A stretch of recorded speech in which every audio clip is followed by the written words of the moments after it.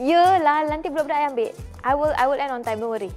Ya, bye. Bye bang. Okey, kita nak mulakan ni. Hati sibuk betul awak Sempat ke untuk siap-siapkan makanan untuk sahur dengan buka untuk family? Mestilah sempat. Sebab tu I suka siapkan bahan yang perlu siang-siang masuk dalam fridge. Jadi bila I balik daripada syuting, boleh lebur-lebur, siapkan ikan ke ayam ke dah. Jimat masa, jimat kos. Betul tak? Okey, hari ni kita nak buat balado apa? Jadi kita masak ayam goreng balado. Boleh. Balado ni dia boleh gunakan macam-macam protein. Sebab tu saya suka masak balado. Dah tumis macam gini.